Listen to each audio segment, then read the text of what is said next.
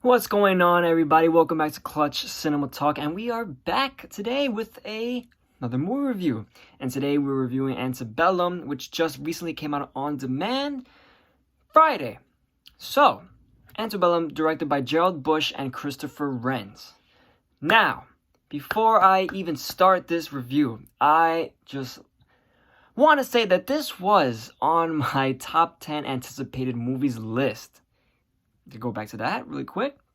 It's very Twilight Zone-esque, Black Mirror-esque, and that falls into my lane of grocery shopping that I like. So I'm super excited for this. We're gonna have a little bit of twists and turns and reality, mind-bending craziness. And to say the least, I am quite disappointed with this movie now. Because, I mean, when the very first trailer came out, and trailers even following up to it, even trailers right now, it's showing, it seems like an interesting movie, like this super awesome horror or thriller movie. And I mean, look, I'm gonna show you my recap of my initial reaction. It looks like that she gets the chosen one treatment, and then she gets sent back to the time of the Civil War. So I'm assuming there's some secret little organization, time traveling thingamabob that have been working, and they've been, like, we found our chosen one to send back and all to the past, because they're saying how she is gonna save us from our past. It's interesting to what it means from save us. It doesn't mean to completely eradicate slavery back then. And if that happens in this movie, by the conclusion, I'm interested to see if the future changes if she comes back. One of those, Planet of the Apes situation.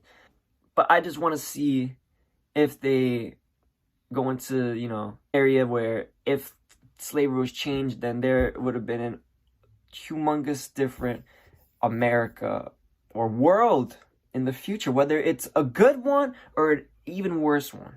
And you see, now that could have been an exciting movie. But I will be the one to tell you it's not even close to that. It's not even close to that, which sucks. It's very hard to discuss this movie without spoiling it, because in order to explain the plot, I would need to say the twist. And that is one of the problems of the movie. Now, it's not a big problem, but it is a problem because the conclusion of this movie is what really kind of defines this movie, what it's really about, and the behind the scenes or whatever. But the initial setup to this twist, it just makes it's a mess. And literally the entirety of the second act, it feels like filler. Like, it's setting up for this twist, and then the twist comes, and it's not even that spectacular twist. Maybe I'm being, a little too picky, but I literally paused the movie and I was like,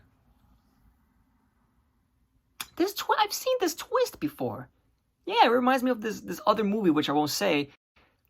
This other movie, and sadly to say, that other movie reminds me of is not a great movie either. Also, following the twist, Antebellum opens up a multitude of questions. And I'm sorry if I'm being very vague. I just have to be very, very vague, because if I say anything about the plot, it's going to give it away, and I don't want to ruin your experience if you do go to watch this. But and if you have watched it, I hope you understand what I'm saying, that the twist, it opens up a literally like a can of questions coming out, and you once you start questioning the movie, it starts to dissolve. It ultimately starts to dissolve. And that kind of situation kind of reminds me of Us. Us compared to this, is a extremely better movie than that. But when Us's plot twist came around, if you haven't seen Us, you should go check it out. But the twist is, spoiler for Us, the twist is when that there's two people. There's the regular person, and then there's a tethered person, and they control each other like that, and they live underground or whatever. it opened up too many questions. And when you start questioning, like, how did these people get here? Who's controlling them? How is there enough room down there for them to mimic exactly everything that we do? What happens with immigrants crossing from one side of the land? Is there tunnels under the ocean? It's just too much things. Like, it was too many questions, and it takes away from the overall, let's say, maybe overall message of the movie and overall mood of the film. And it's unfortunate because it looks like they didn't. It looks like the directors had an idea in mind, and it just, the world building and overall structure of the film is being built with like Twizzlers, you know, like you're trying to build like a steakhouse with Twizzlers, and it's just gonna just fall off, and it sucks. In conclusion, Antebellum is unfortunately disappointing. And it sucks because the advertising is really hyping it up to be like another Get Out. Like Get Out is a fantastic, amazing film. But it just isn't. It isn't. It's a mess. It's trying to be too many things. It says it's a horror movie. It's advertised as a horror movie, and there is no horror element in it. Unless you want to say, I guess, slavery is horror, and that is true. But that's another conversation in itself. It's not a traditional horror movie, and it's almost a thriller. I guess you can put it into the thriller category. So my consensus is that you can pass on this. Maybe not just this weekend. You can pass on this until it comes out. Just wait until Hulu. You don't gotta pay $20 or whatever for this movie. I don't believe it's worth it. If you want to check it out, go check it out, and let me know what you think. Let me know what you think. Let me know what you think if you do end up watching it. But I believe you can pass on this one. All right. So this was a very, very vague, very vague movie review on Clutch Cinema Talk. So I will see you in the next video.